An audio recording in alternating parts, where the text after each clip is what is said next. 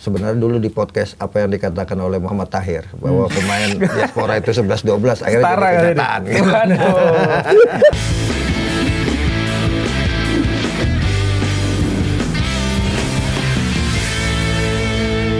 Bang, ini kan selain Persib juga saat ini yang lagi bersaing menuju gelar juara Super League ada Persija ya. Iya. Nah, Persija ini kan si pelatih ini Mauricio Souza banyak dikritik kalau oleh beberapa DJ katanya permainannya inilah walaupun ofensif tapi dibilang monoton karena kan lebih banyak menyerang dari sisinya ala 05. Iya. Walaupun kadang-kadang Maxwell kalau lagi main di kiri ya kadang-kadang di kiri. Jadi lebih textbook dan sering dibaca lawan lah.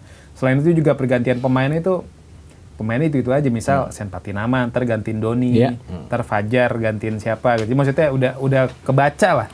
Kalau Bang Akmal ngelihat situasi ini gimana nih? Apakah pola permainan yang textbook dari Mauricio dan ujung-ujungnya mulai kebaca lawan ini bakal merugikan Persija ke depan atau gimana, Bang? Saya melihat Persija tidak efektif dalam bursa transfer. Ada beberapa pemain baru yang direkrut, justru pemain yang dilepas yang bersinar di klub barunya ya kan. Ada Rio Fahmi, Hansamu Ayama, kemudian Rio Matsumura juga bagus. Ya kan, tampil bagus di klub baru. Sementara di tim di Persija sendiri Mauro Zilstra belum kelihatan tampil. Sen Patinama juga belum kelihatan penampilannya. Bahkan bukan mustahil kalau menit bermainnya sedikit, ini akan jadi mimpi buruk sebagai pemain diaspora yang kembali main di Liga 1. Karena orang sebelumnya kan melihat, wah ini pemain luar biasa, Mauro Zilstra luar biasa.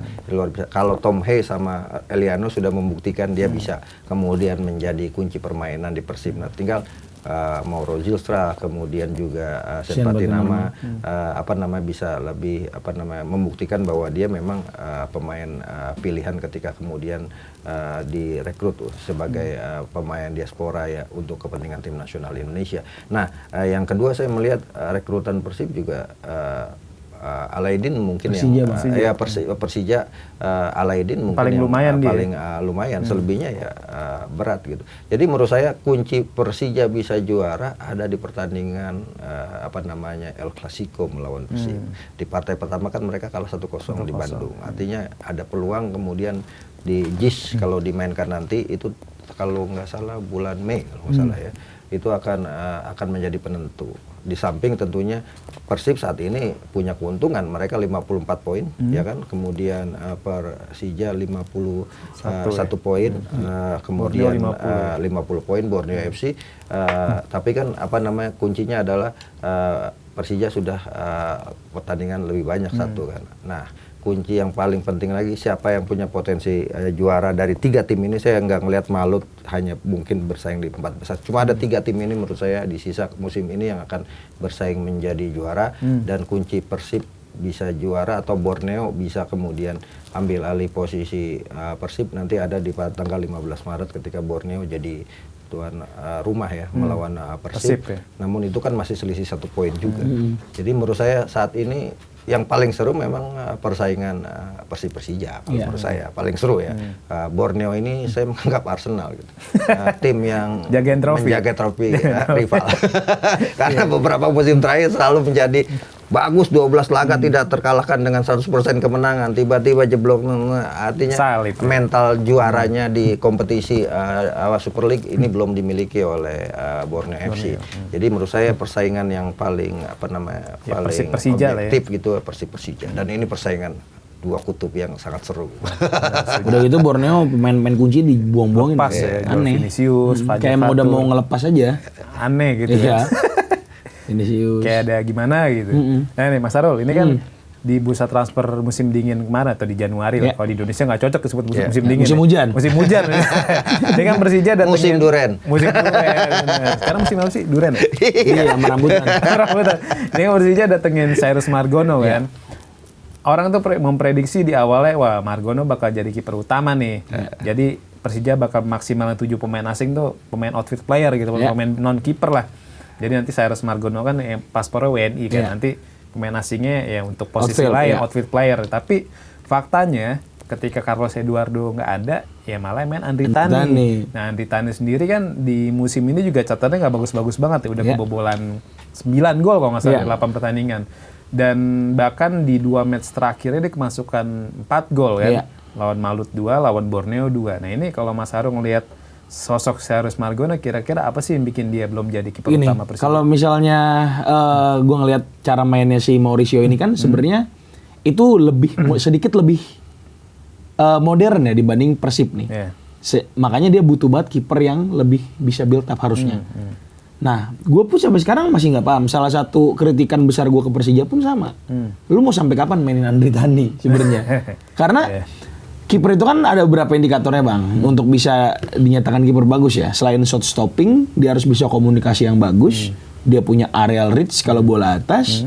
Dia punya composure kalau di press dia tenang, bisa build up, bisa passing. Dan Andri Tani ini gue gak tau lebihnya di mana dari situ. Dari yang tadi gue sebutin gitu. Kayak yang terbaru aja gol Borneo yang pertama, Juan Villa itu bolanya dia itu harusnya dia dapat. Yeah. Harusnya dia bisa berhentiin bola itu. Karena gak terlalu ujung tendangannya. Gitu. Jadi ya si kehadirannya Margono ini sebenarnya kan masyarakat pun kayak yang ya udah aja gitu. Karena Margono kan satu dia bukan pemain radar tim nasional kan. Dan ekspektasi dia jadi kiper utama tuh kayaknya akan dimulai mungkin musim depan kali. Karena kan dia pemain lokal ya hitungannya ya. Betul. Gitu. Ya, cuma gue gak tahu nih. Tadi kan kalau misalnya Bang Akmal bilang pergantian pemain itu aja. Fun fact Persija tuh hampir 5 pertandingan dari lawan Arema kalah. Itu line up sama. Kecuali dia yang akumulasi. Nah. Line up-nya sama. Persis. Bisa gitu ya. Bisa Padahal gitu. pemainnya banyak banget kan. Iya. Kenapa nggak dicoba Sen atau atau pemain lain gitu. Bang Akmal gimana lihat situasi Cyrus ini? Ya kalau Cyrus Margono saya melihat ini tantangan buat dia kan. Orang dulu melihat dia kiper potensial dengan main di Panathinaikos gitu kan di Yunani. Orang kan melihat bungkusannya gitu. Kemasannya ini di Yunani loh, main di Eropa. Artinya ini tantangan buat dia untuk bisa membuktikan bahwa memang dia adalah salah satu potensi yang dimiliki oleh sepak bola Indonesia. Cuma permasalahan kan menjadi agak berat. Kalau dulu kita dengan pemain asing kehilangan banyak striker, sekarang sudah sampai kiper. Jadi peluang kiper lokal untuk main di Liga 1 masih semakin terbatas. Sekarang kalau yang memainkan kiper lokal tinggal Teja Pakualam Persib itu kan karena Adam Prisbeck tidak perform. Kemudian Nadeo Arga Winata gitu kan. Yang saya menarik adalah justru Cahya yang menarik. Cahya itu kiper cadangan, tadinya kiper cadangan Persija kan, cadangan Andri Tani, tapi dia itu mengambil peran bagaimana nggak apa-apa gue keluar dari Persija tapi bisa jadi pemain inti pemain reguler di tim lawan, dan itu yang menjadi PR ya menurut saya buat pemain-pemain muda kita. Kemarin saya di latihan di Parigi itu ketemu Zahabi Goli gitu kan, saya bilang sama Zahabi kamu kalau bisa minta dipinjamkan aja, mau kan di Liga 2, Liga 3 gitu kan, agar ada Liga 4 main, biar ada pengalaman main. Sekarang dia kan main di Elite Pro Academy U20. Iya kan. Ini yang kemudian bisa menjadi problem buat pemain-pemain muda kita. Dulu saya ingat sekali zamannya Rahmat Afandi. Anak Betawi di Seng-Seng kan. Yang kemudian main di tim nasional gitu. Terus saya tanya, main di mana? Cita-cita Persija bang, tadi. Akhirnya itu masuk Persija. Saya bilang kalau kamu masuk Persija, kamu pasti akan hilang kemampuan bermain. Kalau saya pilih klub-klub mediocre, dulu masih ada Barito Putra, main di situ yang penting dapat reguler. Akhirnya udah 2-3 tahun di Persija jadi camat, berikutnya tidak kehilangan sentuhan bermainnya gitu kan. Padahal dia striker potensial ketika itu. Nah ini menurut saya yang merupakan PR buat pemain-pemain muda kita. Walaupun di Persija saya lihat langkah itu sudah banyak diambil. Vigo dipinjamkan, kemudian beberapa pemain muda termasuk Rafa Abdurrahman yang kemudian dipinjamkan PSPS. Menurut saya langkah yang diambil Rafa Abdurrahman itu bagus untuk kemudian dapatkan jam terbang. Jadi jangan melihat gaji dulu sebagai patokan sebagai pemain muda, tapi menit bermain, karena dengan penampilan bagus pasti gaji akan ikut naik ke atas gitu. Betul. Ini satu tambahan buat rekrutan diaspora dan pemain yang diaspora WNI ke Persija ya. Ya ini cuma opsi aja bang, bukan kebutuhan krusial. Beda dengan ketika dia datengin Jordi pertama. Datangin siapa lagi sih? Jordi doang. Jordi Amat. Iya. Mungkin beda cerita kalau Jenner yang datang ya. Karena awalnya mau Jenner tuh Persija. Iya, itu kebutuhan. Kalau ini beropsi doang. Masalahnya posisinya itu ketika datengin Patinama, Persija udah punya 2 bek kiri. Iya, di Doni. Iya, Doni sama Alan Cardoso ya. Sekarang di Bayangkara. Sekarang. Dan ya cuma datangin buat opsi aja. Iya.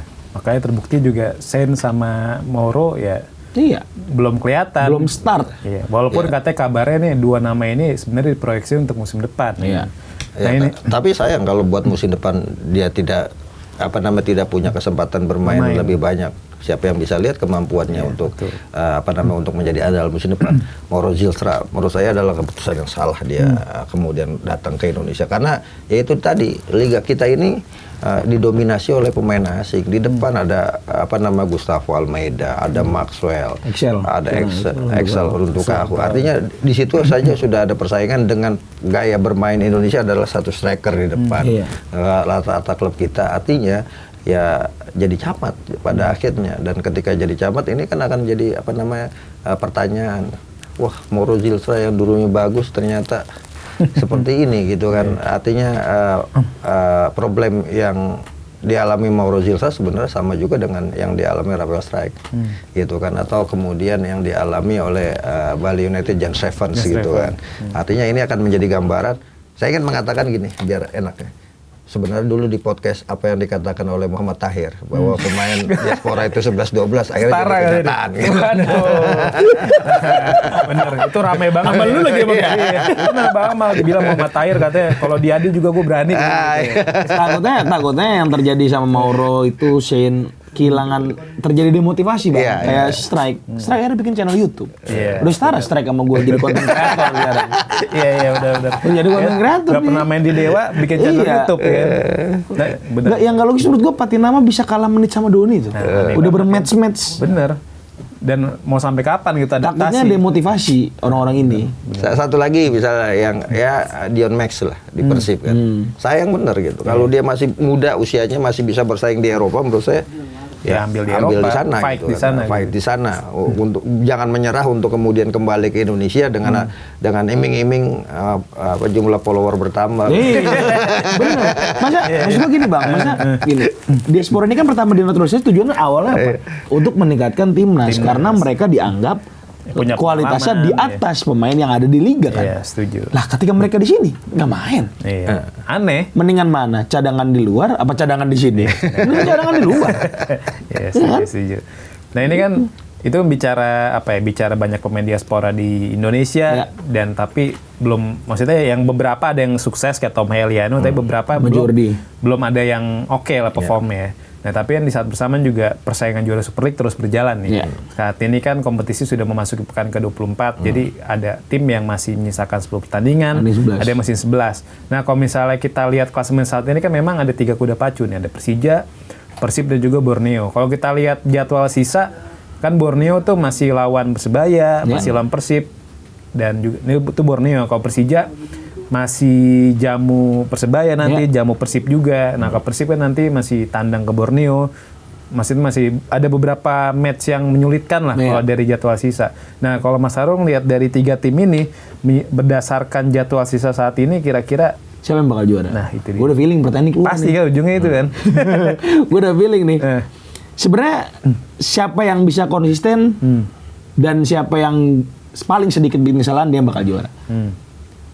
Masalahnya dari 5 tahun terakhir hanya pelatih yang bisa bikin bangun pertahanan yang bagus lah yang bisa juara. Nah, terbukti Bernardo Tavares, Hodak, terus si Bali siapa Bang? Teko. Iya. Lebih Gue sangat enjoy nonton Persija main jujur. Karena Persija mainnya sangat atraktif, intensitas tinggi banget. Tapi dengan kualitas pemain liga kita, ini gue ngomong secara general ya, liga kita yang mungkin nggak sanggup dengan intensitas tinggi itu, ya yang harus dibayar malah adalah inkonsistensi di menit akhir sebenarnya. Persija itu tercatat paling banyak kegolan sekarang itu di menit 90 ke atas. Jadi udah lose fokus itu. Mungkin siapa dulu pernah bilang ya, bermain menyerang akan menghadirkan kemenangan untukmu, tapi bermain bertahan yang baik akan menghadirkan piala untukmu. Kayaknya itu. Itu bisa disimpulkan siapa yang menang lah. Jangan mau ntar mau diklip orang dijidak-jidukin orang gue males. Bener. Kalau ngelihat lihat klasemen saat ini memang Persib paling sedikit kebobolan. Iya. Tapi yang kita lihat nanti di 10 sampai 11 pertandingan sisa, sanggupkah Persib nih untuk mempertahankan puncak klasemen sampai akhir musim dalam ambisi meraih hat-trick juara berarti ya. Kalau Bang Amal gimana? Iya, persaingan sekarang lebih ketat dibanding musim lalu.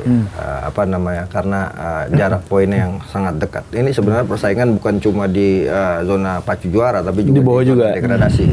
Jadi kalau menurut saya dari komposisi yang ada saat ini Persib difavoritkan untuk hat-trick juara. Tapi kalau prediksi saya gitu, dia bisa konsisten, apalagi sudah tidak tampil di Liga Champion Asia dengan penampilan Borneo yang juga Persija juga justru tidak sesuai ekspektasi ketika putaran kedua dibuka dengan keren pemain baru, tapi perubahannya belum begitu signifikan. Menurut saya peluang juara Persib itu 60%. Paling besar ya Bang? Ya, paling besar. Persija berapa persen? Persija sekitar 25%, 15% Borneo. Jadi juara ini kalau musim lalu juara ada di pekan 32, sekarang lebih ketat. Mungkin pekan 33 baru ketahuan siapa yang juara. Bahkan sampai terakhir bisa jadi Bang. Ini bulan puasa, kita nggak tahu bulan puasa. Bisa jadi sampai terakhir. Iya. Lebih seru sih gitu harapannya ya, sampai pekan terakhir atau di pekan ke-34. Nih, Bang Akmal, ini kan lagi rame nih di media sosial nih, sebutan anak papa. Ini anak papa nih, jadi banyak yang bilang, ini netizen yang bilang ya di medsos ya, klub A anak papanya ini, klub B anak papanya ini. Tapi kalau Bang Akmal nih sebagai, kan pernah nih jadi pelaku sepak bola nasional, dalam arti pernah megang klub kan Bang ya.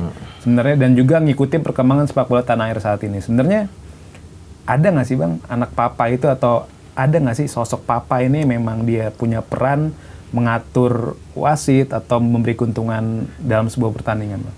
Ya, orang dalam ada. Ini yang menjadi problem sepak bola kita. Sebenarnya kan di PSSI itu ada salah satu aturan di statuta FIFA, bahkan tidak boleh ada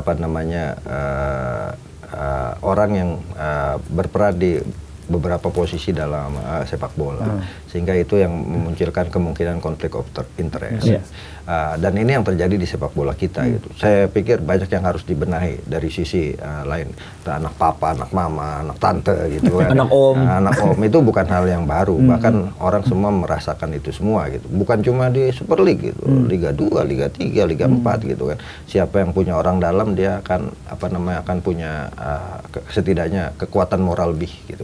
Karena sepak bola kita sekarang ini harus dikatakan kenapa kita tidak bisa bersaing di level Asia gitu. Karena sepak bola kita ini lebih dominan non teknis dibanding teknis gitu.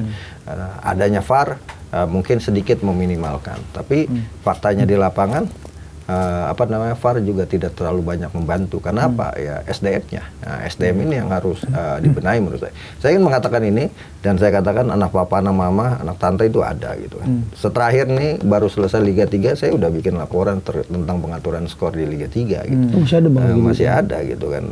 Pengaturan siapa yang lolos, siapa yang tidak lolos, itu masih ada gitu. Dan circle-nya sebenarnya circle orang yang itu-itu aja gitu, circle yang satu itu. Cuma permasalahannya belum dijawab sampai sekarang.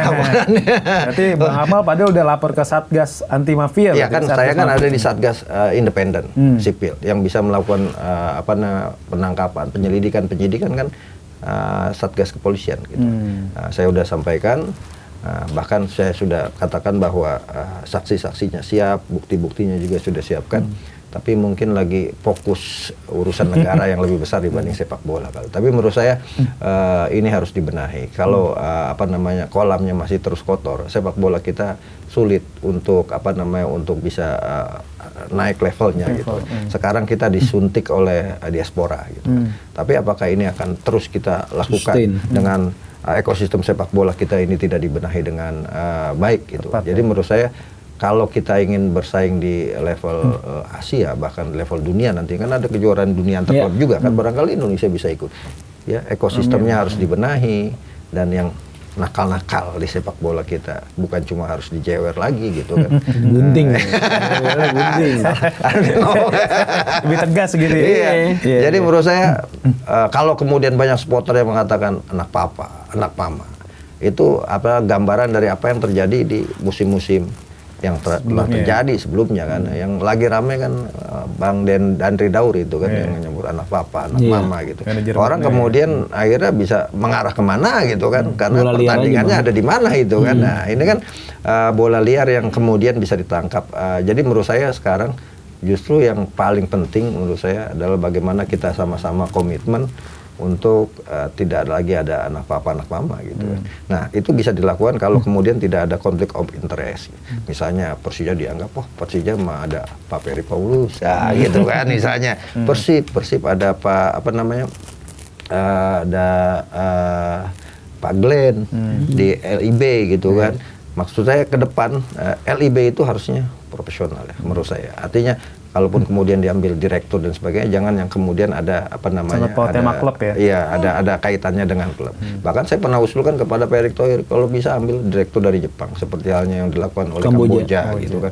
Atau ambil dari mana yang kemudian bisa membuat industri sepak bola kita ini benar-benar industri, bukan cuma fata morgana. Kita kan kelihatan fata morgana di sisi lain dilihat dari sisi supporternya aja, tapi dari klub tidak ada klub yang untung di kompetisi kita gitu. Walaupun sekarang sudah mulai di endorse dengan keuntungan yang besar di Liga Champion maupun di AFC Challenge League gitu. Tapi menurut saya itu yang harus dibenahi oleh, dan tidak boleh lagi ada orang yang punya klub lebih dari satu. Dan itu harus tegas gitu. Benar. Ini